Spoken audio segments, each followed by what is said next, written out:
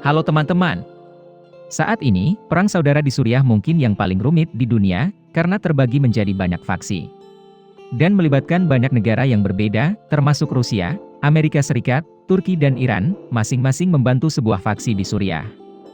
Dan menyebabkan perang saudara Suriah tidak ada habisnya. Untuk memahami ini, kita akan sampai pada ringkasan sederhana berikut.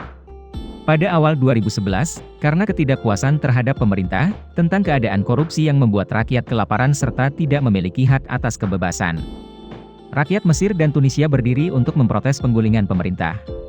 Berbagi rasa frustrasi yang sama, orang-orang di negara-negara Arab lainnya mengikuti, menciptakan gelombang yang disebut musim semi Arab. Ini mengilhami orang-orang Suriah untuk berbicara, menuntut kebebasan daripada memuji pemerintah. Pada 6 Maret 2011, 15 mahasiswa, keturunan keluarga terkenal, melukis lukisan jalanan dengan slogan rakyat ingin rezim jatuh. Mereka ditangkap dan salah satu dari mereka terbunuh. Insiden ini menimbulkan kemarahan dan menjadi alasan bagi orang-orang untuk berdiri untuk memprotes. Mereka menuntut pembebasan para mahasiswa yang melakukan kejahatan dan menuntut kebebasan yang lebih besar bagi rakyat. Namun, alih-alih setuju, Presiden Bashar al-Assad memerintahkan penembakan dan penangkapan pengunjuk rasa.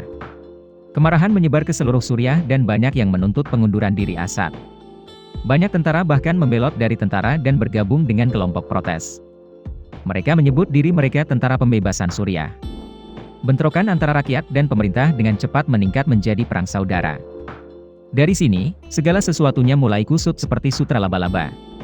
Mengambil keuntungan dari kekacauan, organisasi Al-Qaeda mendirikan cabang di Suriah yang disebut Jabhat al-Nusra. Mereka meminta mayoritas pengunjuk rasa Muslim Sunni untuk bergabung dalam jihad melawan rezim Assad. Tujuan Al-Qaeda adalah untuk menggulingkan rezim yang korup dan murtad di Timur Tengah. Dan menggantinya dengan pemerintahan Islam sejati. Jadi kita melihat organisasi ini di seluruh Timur Tengah. Selanjutnya, Kurdi di Suriah juga mengangkat senjata dan melawan pemerintah. Mereka adalah orang-orang paling menyedihkan di dunia, hidup tetapi tidak diakui sebagai warga negara dari negara manapun. Ada sekitar 30 juta Kurdi yang tinggal terutama di Turki, Suriah, Irak dan Iran. Di pihak pemerintah didukung oleh sekutunya Iran untuk menasihati, melatih dan memberikan senjata kepada tentara Suriah. Selanjutnya, Hizbullah adalah kelompok militan Lebanon yang didukung Iran yang juga terlibat dalam mendukung Presiden Assad melawan pemberontak. Pada saat yang sama, Arab Saudi juga terjun untuk memompa uang dan senjata kepada pemberontak Jabhat al-Nusra. Dan Yordania, yang memusuhi rezim Assad. Tujuan mereka adalah untuk melawan pengaruh Iran di wilayah tersebut. Pada 2013, tentara Assad menggunakan senjata kimia untuk menyerang pemberontak, menewaskan banyak warga sipil. Segera, AS mengancam akan melancarkan serangan udara jika Assad tidak berhenti. Rusia juga menyarankan Presiden Assad untuk berhenti. Pada tahun 2014, cabang Al-Qaeda di Irak memisahkan diri dari organisasi tersebut karena konflik internal. Mereka menyebut diri mereka negara Islam Irak dan Syria, atau disingkat ISIS. Kelompok itu mengirim tentara Suriah bukan untuk melawan rezim Assad, tetapi melawan Jabhat al-Nusra dan Kurdi. Mereka menggantikan Al-Qaeda dan mendirikan organisasi baru di Suriah yang disebut Khilafah. Pada tahun yang sama, ISIS melakukan kegiatan teroris, merebut wilayah Irak dan terus berkembang ke Suriah. Mereka menjadi kekuatan yang paling kuat dan menguasai sebagian besar Suriah. Seluruh dunia mengutuk dan mulai beralih ke organisasi ini. Pemberontak dan pasukan Assad sama-sama berperang melawan ISIS, dan pada saat yang sama berperang satu sama lain. Amerika Serikat awalnya bermaksud untuk menyerang rezim presidensial Assad, tetapi kemudian mengalihkan fokusnya ke ISIS dan cabangnya, kekhalifahan di Suriah. Amerika Serikat terbuka untuk melatih tentara manapun di Suriah melawan khilafah. Pada bulan September 2014, Amerika Serikat, bersama dengan pasukan Bahrain, Yordania, Qatar, Arab Saudi dan Uni Emirat Arab, UEA, mulai menyerang ISIS. Secara resmi memulai proses kontraterorisme di Suriah. Agustus 2015, sekutu AS Turki menyerang Kurdi. Kelompok etnis berjuang untuk otonomi yang gigih di negara ini dan di Irak dan Suriah.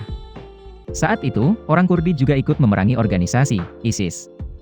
Hal ini menyebabkan kebingungan dan kompleksitas. Amerika Serikat menganggap ISIS sebagai musuh, tetapi sekutu mereka Turki memerangi Kurdi, yang membantu Amerika Serikat untuk menghancurkan musuh. Pada bulan September tahun itu Rusia juga terjun untuk memerangi ISIS dan membantu sekutunya dalam membela rezim Assad. Sebelum itu, Rusia terutama memasok senjata dan peralatan ke tentara Suriah. Begitu bergabung, Angkatan Udara Rusia sangat antusias membom pangkalan pemberontak dan menghancurkan teroris. Pada 2016, Donald Trump terpilih sebagai Presiden AS, ia mengumumkan penarikan pasukan dari Suriah. Belakangan tahun itu, Presiden Assad, yang didukung oleh Angkatan Udara Rusia dan kelompok militan Hizbullah yang didukung Iran, mendorong pemberontak keluar dari daerah perkotaan. Pada saat yang sama, merebut kembali banyak wilayah yang diduduki oleh ISIS. Pada 2017, Presiden Assad kembali menggunakan senjata kimia terhadap penduduk, menewaskan 85 orang, termasuk 20 anak-anak. Segera setelah itu, Amerika Serikat memerintahkan serangan terhadap situs senjata kimia Suriah, untuk mencegah rezim Assad. Tahun depan, pejuang Rusia, Iran dan Hizbullah, terus mendukung Presiden Assad. Sekarang mereka telah membantu rezim menguasai 70% wilayah. Pemberontak hanya menguasai sebagian kecil dari barat laut, di daerah provinsi Idlib. Namun, Turki telah memperpanjang intervensinya. Mereka tidak hanya menyerang Kurdi tetapi juga membantu pemberontak melawan pemerintah Suriah, dengan tujuan menghentikan aliran pengungsi ke negara itu. Di pihak pemberontak, ISIS, pada tahun 2019 dinyatakan kalah oleh Amerika Serikat.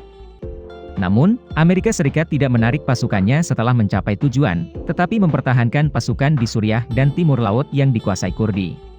Setelah perang melawan ISIS, tujuan utama AS adalah untuk mencegah Iran meningkatkan pengaruhnya di Suriah dan di Timur Tengah. Singkatnya, perang saudara di Suriah belum berakhir. Video berakhir di sini. Terima kasih semua untuk menonton dan menyukainya.